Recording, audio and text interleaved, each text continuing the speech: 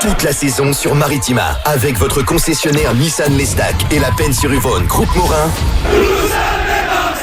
Suivez en direct l'Olympique de Marseille. Nissan e-Power, une conduite électrique sans recharge. Maritima. Le débrief. Première défaite de l'Olympique de Marseille cette saison en Ligue 1 après ce revers à la Méno face à Strasbourg, 1-0. Vous avez pu le vivre en direct sur Maritima. On va débriefer cette rencontre. Si vous souhaitez nous appeler, si vous souhaitez réagir, vos données, peut-être vos coups de gueule, vos interrogations, votre analyse, 04 42 41 36 15, 04 42 41 36 15. Après cette défaite 1-0, on va donner la parole à Steph. On a entendu les premiers mots de Jacques, notamment en fin de commentaire avec Karim. Steph, question très simple pour le moment pour rentrer tranquillement dans le vif du sujet.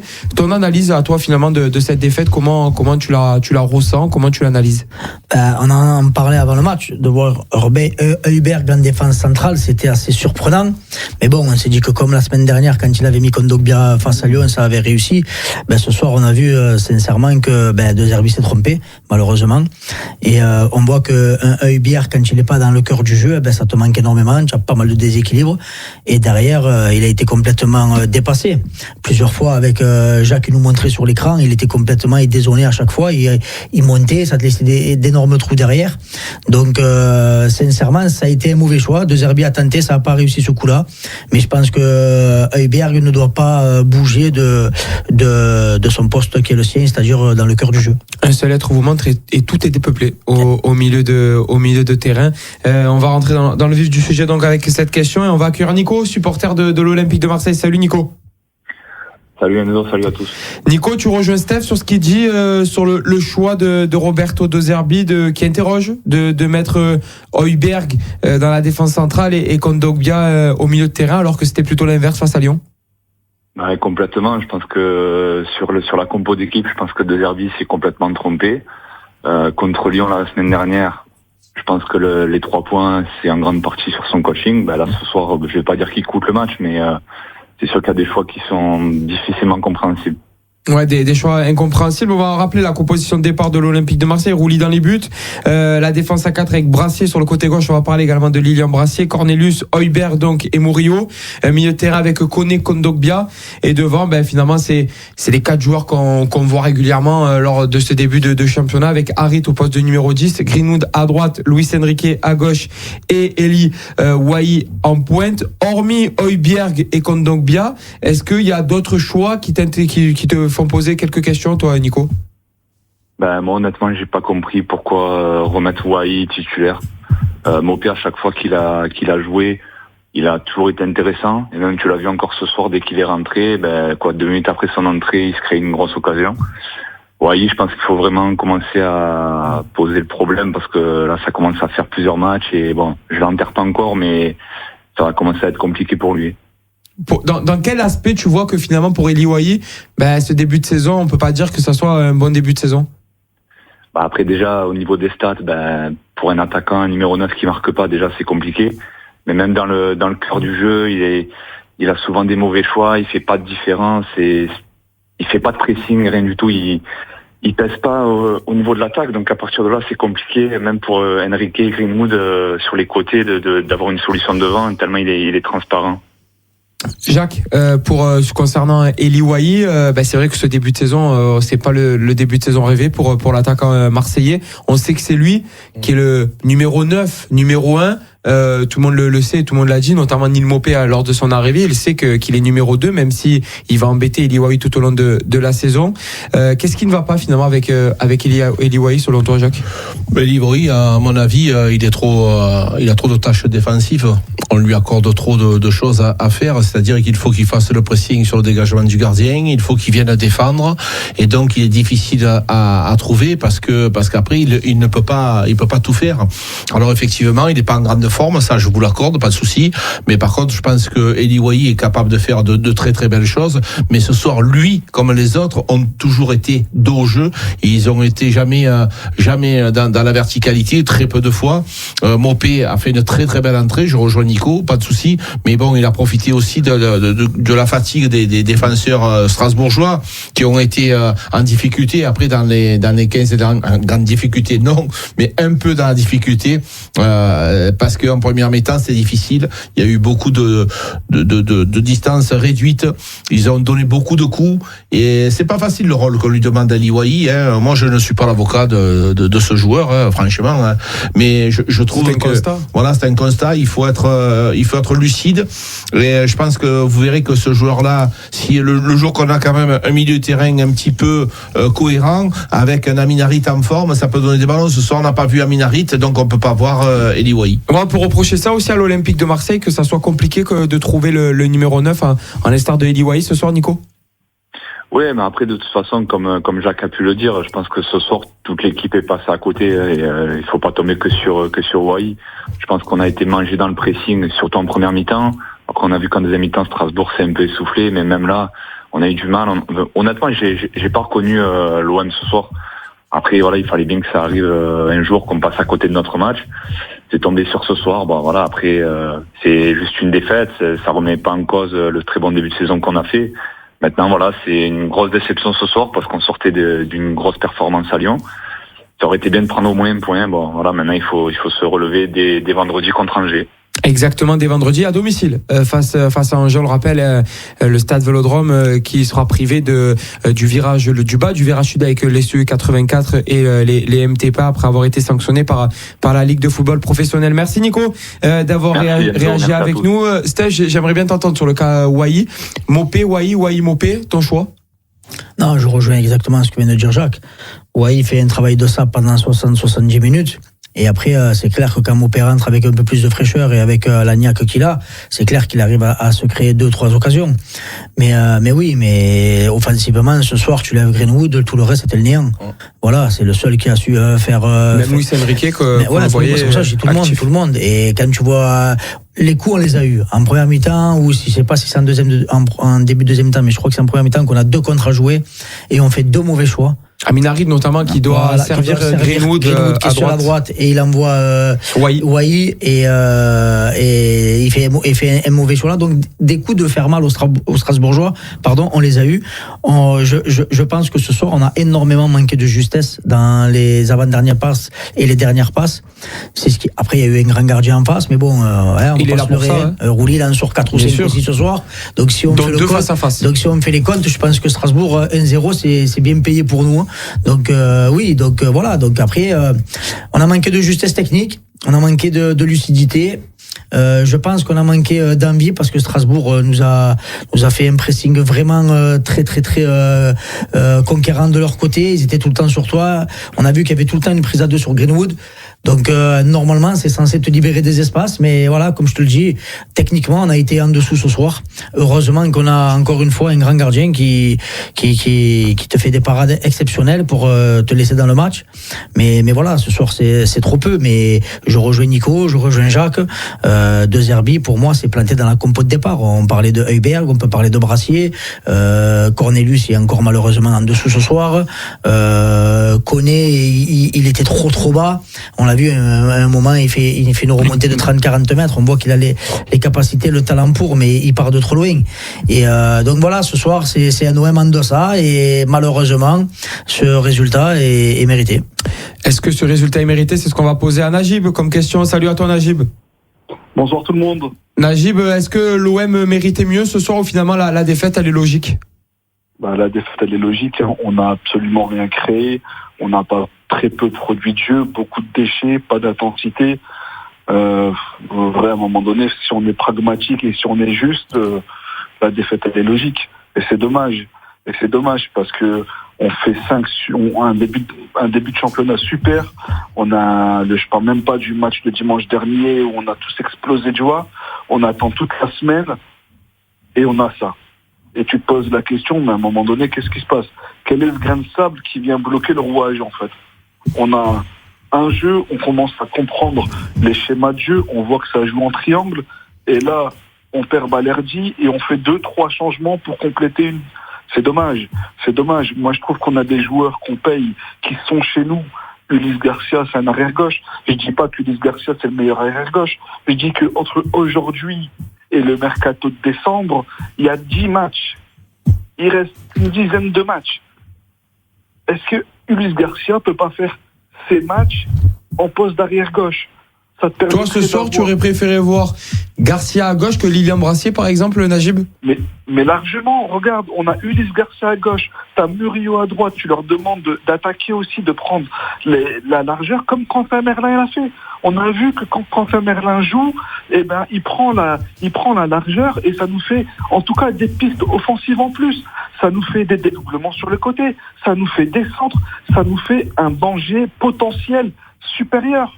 Mais là, tu joues avec des joueurs qui prennent pas l'offensif, ils prennent pas le couloir, ce qui fait qu'au final, tu concentres tes actions sur les mêmes schémas. C'est plus facile pour l'adversaire de te bloquer parce que on sait que ça va passer par Harit. Tu verrouilles Harit et t'es handicapé. Et là, tu le vois, t'as Doucouré en face, Doucouré qui bloque Harit. Et ben toi, t'es handicapé dans des phases de jeu. Moi, je veux bien qu'on parle de Wai, mais à un moment donné, vous voulez qu'est-ce qu'il peut transformer, Wai? On lui demande de jouer en remise, il joue en remise, ok. Mais après, quelles sont les phases de jeu qui nous ont permis d'être dangereux en face? Aucune. Non, il y en a pas, Najib. Et c'est pour ça qu'il faut pas être trop dur avec Wai.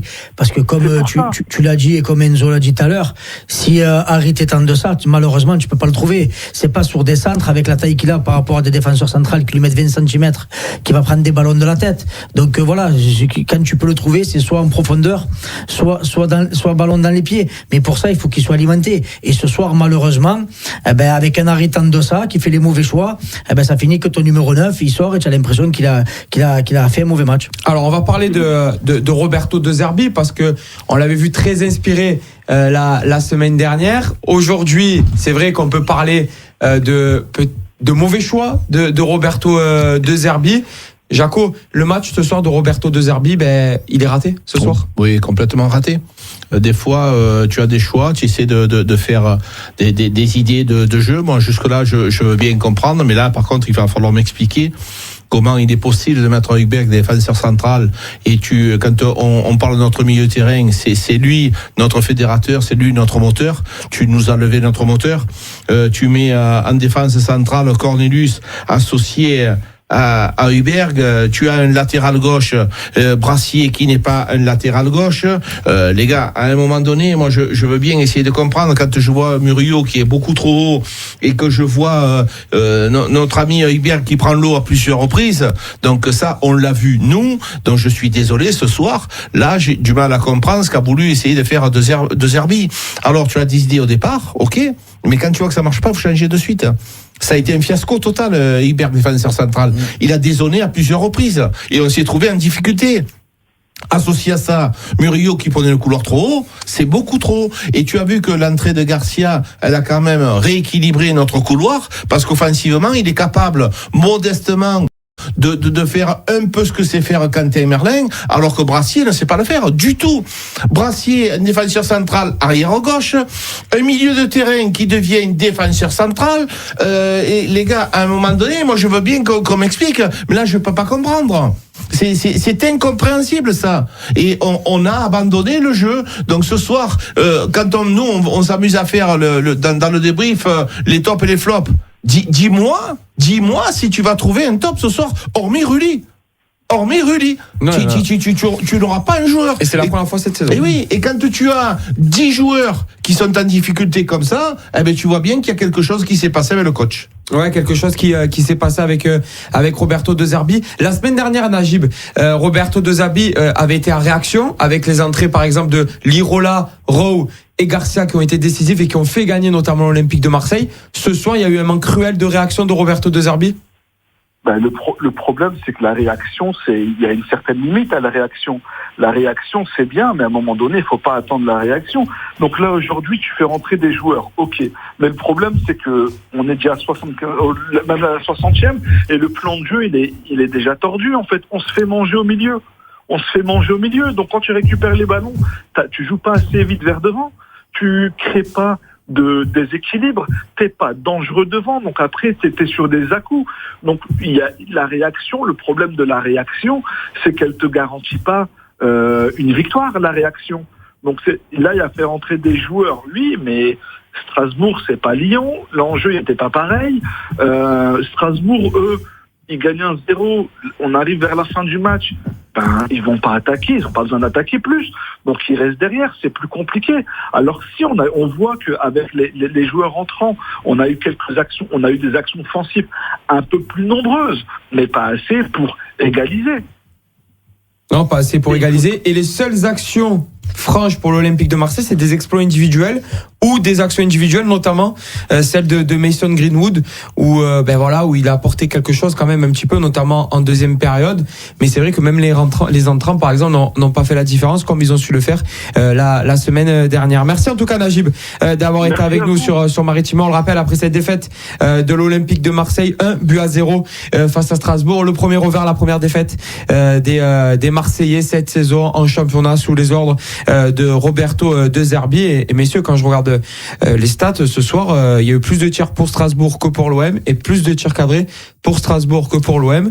13 tirs pour Strasbourg, 10 pour l'Olympique de Marseille. En tir cadré, on en est à 6 pour Strasbourg et 3 côté Olympique de Marseille. Donc, sur ce qu'on disait, la victoire méritée de Strasbourg, ça se confirme avec les chiffres. Restons sur Roberto De Zerbi. Est-ce que ce soir, Steph, on a vu un petit peu les limites du jeu de Roberto De Zerbi, ou finalement c'est juste Strasbourg qui a très bien travaillé son match et qui l'a très bien réalisé? T'as des deux. Il faut toujours des deux. Parce que maintenant, ce qu'il faut pas, c'est qu'il va pas falloir qu'il invente chaque semaine. Ça, faut arrêter de suite. Voilà, on sait qu'on a des joueurs de qualité.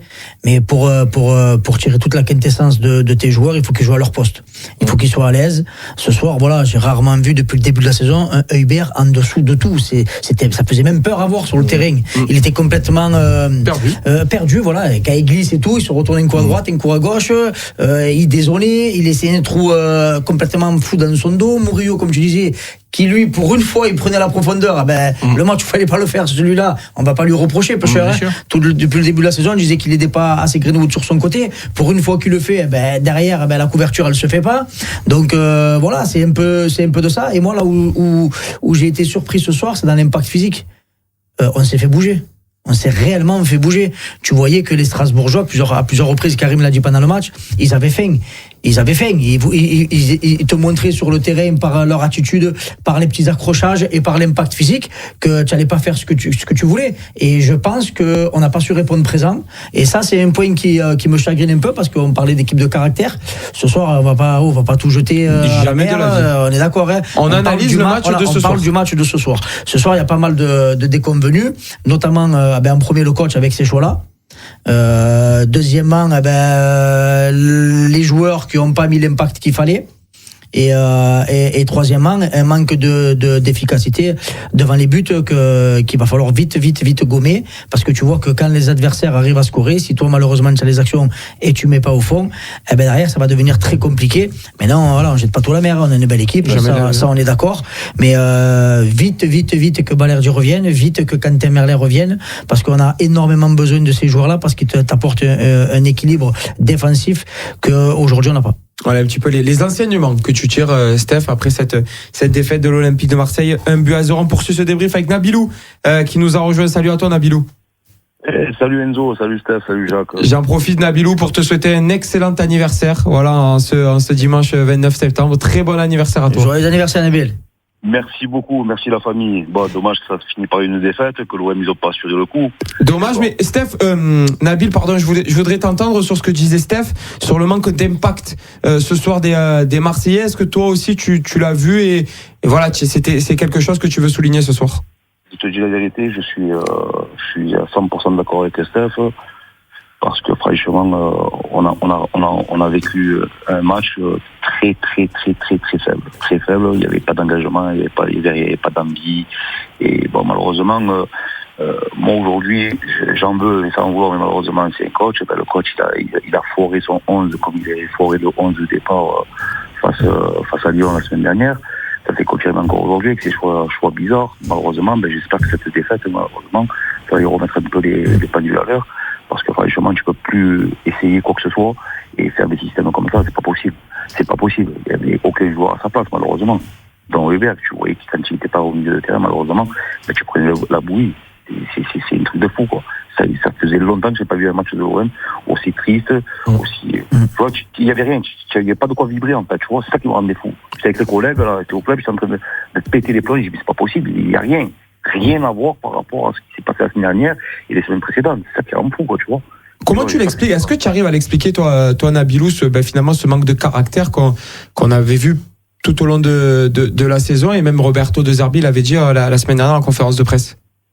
Non, mais le truc qu'il y a, c'est que tu te dis, bon, on est rentré dans une euphorie, tu te dis, bon, le match de Nice, bon, par rapport à X personnes qui discutaient ceci, cela, et tu te dis, bon, on ne devait pas gagner le match de Nice, c'est passé. La semaine dernière, tu fais la même chose face à Lyon, tu ne devais pas le gagner, en plein point, tu le gagnes. Ok.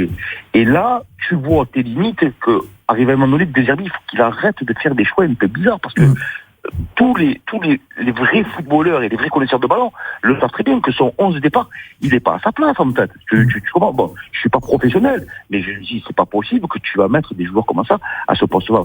Tant d'autres choses. Mais moi, je suis content de la défaite, dans le sens où j'espère qu'il va faire des autres choix. Non mais Nabil, ce qu'il aurait dû faire, c'est tout simplement parce que les joueurs, tu les as. Au vu du match de Kondogbia en défense centrale à Lyon, tu dois le reconduire, je suis désolé. Laisse-le. Tu dois le reconduire, tu dois mettre Brassier à côté de lui et tu dois mettre Garcia Murillo sur les ailes. Défensivement. Voilà, donc c'est pas comme si on n'avait pas les joueurs. Les joueurs, on les a.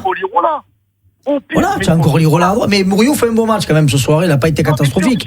Mais tu as Lirola aussi, c'est vrai. Bien sûr, au pire, je sais pas tant autre chose que ce qu'on a vu ce soir, parce qu'on a vu quoi? On s'est fait manger une saucisse, tout simplement. Ben oui, mais il s'est complètement trompé. Jacques, où cette équipe de Strasbourg a embêté finalement l'Olympique de Marseille? Dans le cœur du jeu, le milieu. On a été orphelin de notre milieu de terrain et on n'a pas su construire les attaques et on a pris l'eau de toutes parts aussi. Tu as vu à plusieurs reprises que notre milieu de terrain, on n'était pas assez nombreux et en plus les qualités des joueurs qui étaient là n'arrivaient pas à avancer. Et donc voilà, il y a des déséquilibres qui s'est fait. Nos attaquants, ils avaient toujours 2 ou 3 joueurs sur le dos et ils ont été en difficulté. Il faut aussi ce soir relever les qualités de l'entraîneur de Strasbourg qui a su mettre à mal la tactique de Zerbi. Et je pense que, attention, que cette tactique, elle est très très bien. Alors comme disait Steph, jamais on va mettre tout ce que fait De Zerbi à la mer. Mais par contre, il faut essayer de pas trop inventer des choses qui sont pas logiques. Personnellement, j'avais fait une équipe qui me paraissait tout simplement logique. Rudy dans les bois, ok, Murillo à droite. On avait la possibilité de mettre Ulysse Garcia, un véritable arrière gauche. Kondogbia qui a été tout simplement étincelant à Lyon. Et je répète, étincelant. Tu lui mets Cornelius à côté de lui. Au milieu du terrain, Højbjerg connaît. Si tu vois qu'il est pas très bien, eh ben bon, Rabiot était un petit peu court. Après, tu le remplaces par Rabiot. Harit, qui est pas très en forme à la mi-temps, il faut le sortir, tu mets un Carboni. Voilà, donc je pense qu'on avait la possibilité, même Luis Enrique qui se serait complètement passé à travers, faire rentrer Jonathan Rowe. Donc voilà, ce qu'il faut se rendre compte, c'est que quand tu n'as pas Pierre-Emile Højbjerg au milieu, eh ben tu n'as plus d'intensité, tu n'as plus ce joueur capable de récupérer énormément de ballons. Quand Steph nous parlait de l'intensité de Strasbourg, mais nous on n'en a qu'un de joueurs comme ça qui est capable d'harceler et de mener ce milieu, et on nous l'a levé, on nous l'a mis défenseur central où il a été tout simplement transparent. Est-ce que tu rejoins ce que disait Jacques Nabilou sur déjà le 11 de départ? Est-ce qu'il te plaît un peu plus ce que nous propose Jacques? Et est-ce que aussi ce qui était peut-être aussi judicieux de faire, alors c'est plus facile de parler maintenant après la rencontre, mais est-ce que c'était pas aussi judicieux de peut-être de faire souffler des joueurs comme Luis Enrique ou Amin Harit, que mentalement ça a été éprouvant la semaine dernière de gagner, de faire retomber un petit peu tout le monde et de faire confiance peut-être à un Jonathan Rowe ou comme le disait Jacques, à un Valentin Carboni? Totalement. De toute manière, c'est pas compliqué. Normalement, ton 11 de départ, c'était le 11 final face à Lyon. Tu aurais dû commencer avec ces joueurs-là, justement. Faire ressouffler Enrique, Harit et tout, et compagnie. Tu laisses, bien sûr, Kondogbia à sa place là où il était la semaine dernière. Et justement, ce match-là te permet de faire souffler ces joueurs-là. C'est là où tu vas faire tes têtes. Mais c'est pas de là que tu vas passer à un milieu à un défenseur et tu vas faire tout un chamboulement. parce que malheureusement, Harit et aussi bien Enrique, tout beau, tout gentil comme ils sont, depuis le début de saison, on les a vus, ils étaient présents là, peut-être qu'ils ont un coup de mou aussi, ils ont plus le même impact. Ça s'est vu encore ce soir sur le terrain, et malheureusement, je pense que leur note, elle va pas dépasser les 3. Malheureusement, c'est triste pour eux, tu comprends? Mais voilà, c'est des humains, physiquement, peut-être qu'ils sont aussi touchés, euphoriquement, par rapport à la victoire face à Lyon, ça a été ce qui a été, ok, pas de problème. Mais là, il y a une rechute. Là, malheureusement, ils sont en train de chuter. Un point sur le classement, l'Olympique de Marseille, donc 3e à la fin de cette 7e journée à 13 points, avec 3 points de retard sur le PSG Monaco qui occupe la première, et là 2e place. Merci Nabilou d'avoir été avec nous après cette défaite de l'Olympique de Marseille.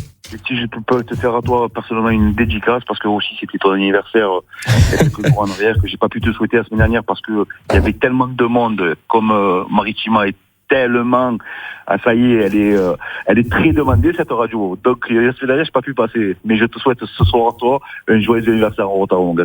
Merci Nabilou, merci, et à très vite bien sûr sur nos antennes dans les débriefs du bar des supporters. Messieurs, on va passer sur des cas un petit peu ciblés, particuliers.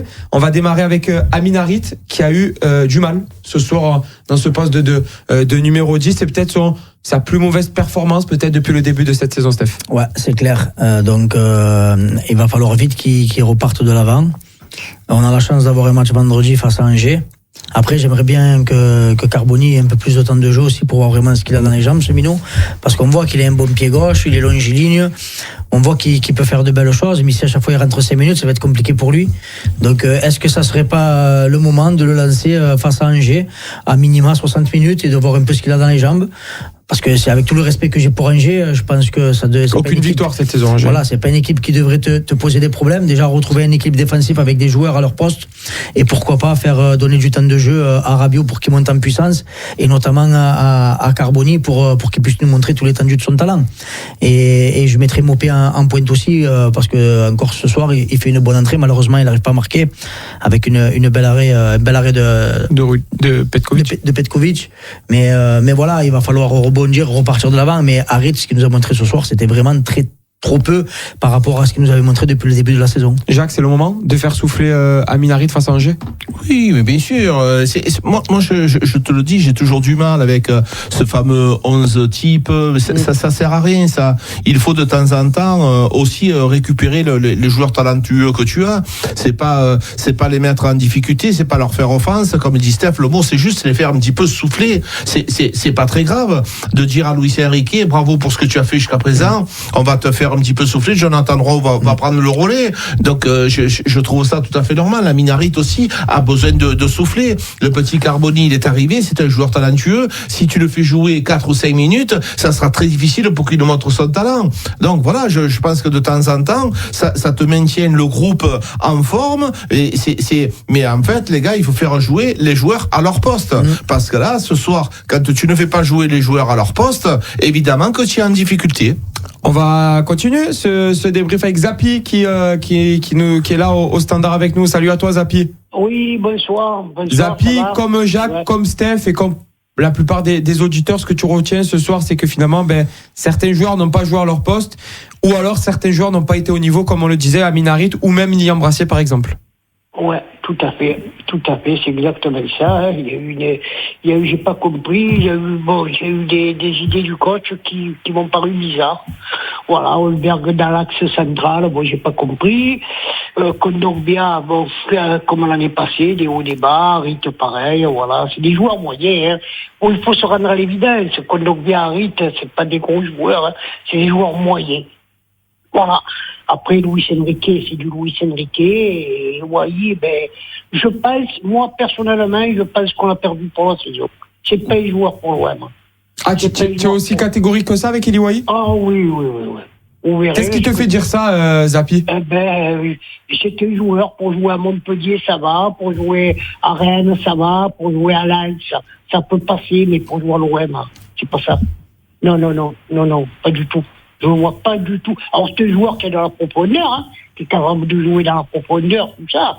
Mais dans ce rôle-là, comme il joue avec deux Herbie, je ne vois pas du tout. Il ne se crée pas d'occasion. Moi, personnellement, je pense qu'on l'a perdu pour la saison. Puis, le match qu'il fait contre Rennes, on l'a tué par les sifflets, on l'a tué. Ça, c'est terrible pour les joueurs de judo. Alors c'est vrai que c'était justifié, hein. Qu'est-ce qu'il a manqué contre Rennes sur le siffle, mais ça, bon, ça on l'accepte, on l'accepte pas, mais bon, voilà, moi, c'est pas. Pour moi, ça serait un flop dans la saison. Alors, pour est-ce que je me trompe, hein, j'ai pas si Zapi, est-ce que ça serait, à l'heure actuelle, est-ce que d'après toi, est-ce que tu penses que ça serait un flop parce que il n'a pas les qualités pour jouer à l'Olympique de Marseille, ou parce que le jeu de Roberto De Zerbi ne colle pas à son profil d'attaquant? Pour moi, il n'a pas les qualités pour jouer à l'OM. Hein. Ah non, ça c'est catégorique. Alors là, je suis catégorique. Oui, c'est pas un joueur pour l'OM. Voilà. C'est pas un joueur qui a le niveau de l'Olympique de Marseille, qui prétend jouer au moins les 3 premières places. Hein, parce que bon, moi le titre, je rêve pas. Mais par contre, oui, on peut jouer les 3-4 premières places. Mais voilà. Et à l'OM, oui, non. Après Zapi, avec c'est clair que bon, sur ce qui nous montre depuis le début de la saison, je te rejoins.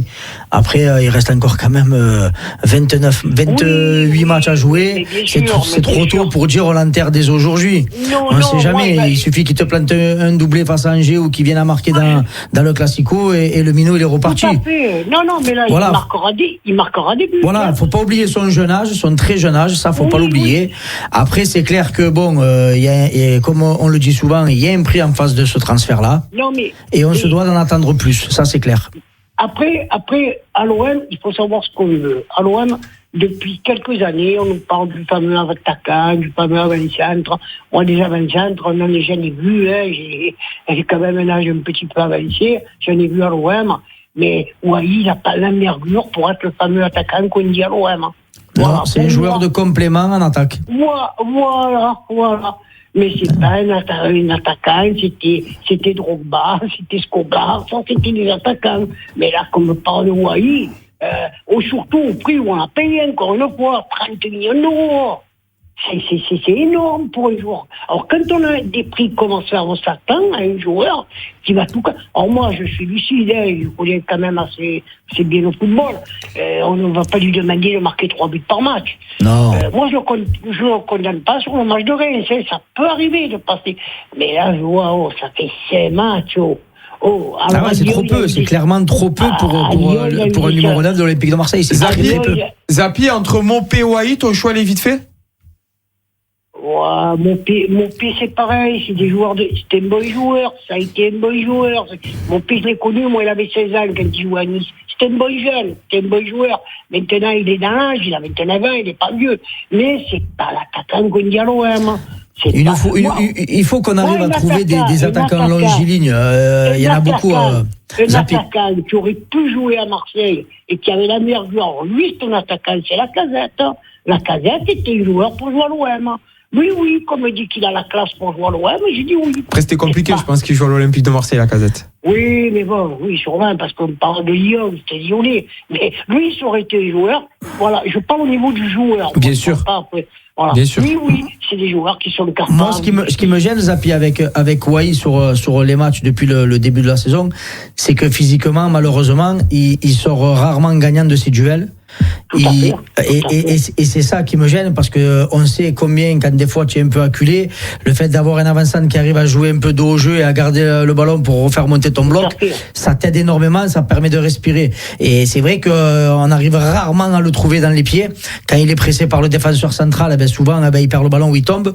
Mais voilà, après on sait que ça va. Son jeu, c'est pas un jeu à la Moumbagna, même si Moumbagna, clairement pour moi c'est un niveau très très loin de ce qu'il faut pour être numéro 9 et titulaire à l'Olympique de Marseille. Il va nous falloir un avant-centre plus longiligne, plus costaud dans les duels, mais qui arrive à être efficace devant le but. Et pour ça, je pense qu'il faut un peu aller piocher vers la Norvège ou les Danois, qui sortent pas mal de très très très bons jeunes avec ces caractéristiques-là, devant les buts, et arrêter de vouloir aujourd'hui avoir des joueurs de petite taille, parce que c'est très compliqué dans les duels aériens. Ouais, surtout que les défenseurs sont de plus en plus grands, sont de plus en plus rugueux, donc ça devient bien évidemment compliqué pour ce style de profil de joueur là. Merci Zapi en tout cas d'avoir été avec nous. Allez, bonsoir. Merci Zapi, à très bientôt. Bonsoir. Dans le débrief du bar des supporters, on a parlé de l'aspect offensif, parle un peu de l'aspect défensif parce que je trouve qu'on n'est pas assez revenu sur Lilian Brassier, notamment sur ce poste de latéral gauche. Question 2 en 1 pour toi, Jacques. Premièrement, comment tu l'as trouvé ce soir à gauche et comment tu le trouves depuis le début de la saison, parce que c'est un joueur qui est très utilisé par De Zerbi. Oui, il est très utilisé. On a mis beaucoup d'espoir sur ce joueur-là, mais à son poste. Un défenseur central, c'est un défenseur central. Il est longiligne. C'est pas un garçon qui est très rapide et qui est capable de prendre le couloir comme peut le faire Quentin Merlin. Et surtout dans le jeu de De Zerbi, il utilise beaucoup de joueurs comme ça qui puissent prendre le couloir. Donc à ce poste-là, on est encore une fois orphelin du couloir. Lilian Brassier, moi je le veux à son poste. Là sur le couloir gauche, je l'ai trouvé complètement à côté de la plaque, lui aussi, il faut bien dire lui aussi, et je vais juste dire un petit mot encore une fois sur Eli Wahi, bien sûr, en dessous de tout ce qu'on attend. Par contre, le problème c'est que quand tu as un Aminarit qui est complètement à la cave, qui ne donne aucun ballon, c'est difficile d'être un avant-centre. Exactement, sevré de ballon ce soir, Eli Wahi. On continue avec Cédric qui nous a rejoint au standard, supporter de l'Olympique de Marseille. Salut Cédric. Oui, bonsoir. Cédric, ton sentiment, voilà, après cette défaite, qu'est-ce que tu en as pensé, ce match entre Strasbourg et l'Olympique de Marseille? Ce soir, malheureusement, une défaite méritée, parce que déjà en première mi-temps, on a été en dessous de tout, que ce soit dans les duels ou tactiquement, techniquement, on a été complètement en dessous de ce qu'on est capable de faire. Dans les duels, dans l'intensité, on a été bouffé. S'il y a même au moins 2-0 à la mi-temps, il n'y a rien à dire. En deuxième mi-temps, on est un peu mieux revenu, on a mis un peu de bonnes intentions, on a eu quelques belles occasions, mais dans l'ensemble, c'était trop faible ce soir. Trop faible ce soir côté Olympique de Marseille. Est-ce que finalement, ce sont les premières minutes peut-être qui coûtent le match aux Marseillais, avec un match qui n'a pas été forcément pris par le bon bout de la part des hommes de De Zerbi? Ah oui, non, c'est sûr. La première demi-heure a été vraiment très très faible, aucune intensité. On n'a pas pris aucun risque devant, on n'est pas arrivé à faire une belle action. On était, on jouait derrière, aucune prise d'initiative, on a des latéraux qui montent pas, donc c'est pas évident. Le pauvre Eli Wahi est seul devant, Harit complètement en dessous. Non, première mi-temps complètement raté de toute l'équipe, quoi. Ouais, première mi-temps ratée. En deuxième mi-temps, même les entrants n'ont pas fait la différence, avec Carboni, avec Jonathan Rowe, Mopé, Garcia, Adrien Rabiot pour sa première sous le maillot de l'Olympique de Marseille. Quand les rentrants ne font pas la différence, c'est aussi compliqué de gagner ou même de faire un match nul, notamment ce soir. Oui, c'est sûr que les entrants n'ont pas apporté énormément. Il y a Greenwood qui a eu 3-4 belles frappes. Le gardien a fait aussi 2-3 beaux arrêts, mais les entrants n'ont pas apporté comme la semaine dernière. Ils étaient un peu en dedans aussi. Mopé a eu une belle occasion. Dommage, je pense qu'il peut mieux faire sur la finition.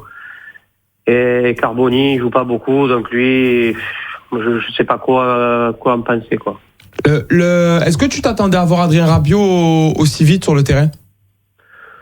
Ouais, c'est vrai que dès que Koné s'est blessé, ça l'a fait rentrer. On voit qu'il est encore un peu à court de rythme, qu'il n'est pas à 100%, parce qu'il est capable de mieux faire. Il a fait une belle passe d'entrée quand il est rentré pour Mopé. Mais on voit qu'il est encore un peu court, mais quand il va monter en puissance, il va nous faire beaucoup de bien. Ouais, on l'espère en tout cas, parce que on sait toute la classe qu'il a, Adrien Rabiot. Merci en tout cas Cédric d'avoir été avec nous sur Maritima après cette défaite. On le rappelle, 1-0 des Marseillais, la première dans ce championnat sous les ordres de Roberto De Zerbi. Mais si on va passer au top 3 et au flop 3, parce qu'il y a des choses à dire malgré tout. On va démarrer par le top 3. Est-ce qu'il y a un top 3 déjà? Est-ce que vous arrivez à trouver 3 joueurs? Moi je peux t'en trouver déjà 2. Je vais te dire Rouli et Greenwood, parce que qu'on le veuille ou pas, ça a été le seul Olympien dangereux ce soir, qui a su mettre à mal cette défense. C'est clair que quand il part de la ligne de touche et qu'il rentre avec son pied gauche, il fait vraiment des misères. Malheureusement, il y a un gardien en face et à 2 ou 3 reprises, ça passe à ras du poteau ou de la barre. Mais ouais, tu sens que le mec il est au-dessus, ça, y a pas de souci. Après, j'ai bien aimé, moi, la rentrée de Rabiot, par contre.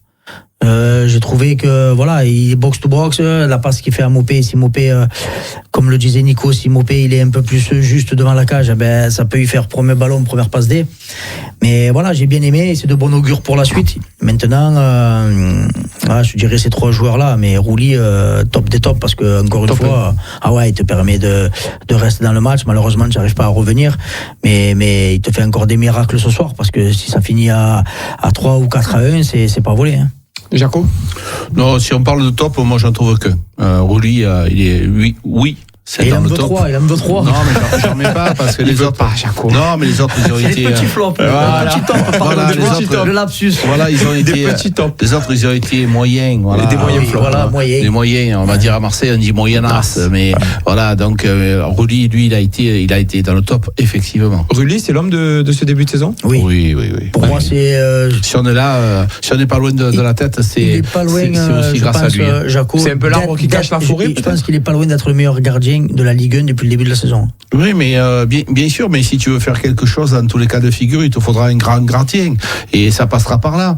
Après, il faut pas oublier que ce soir, il y avait beaucoup d'absents dans l'effectif olympien. Cette équipe, elle est pas équilibrée.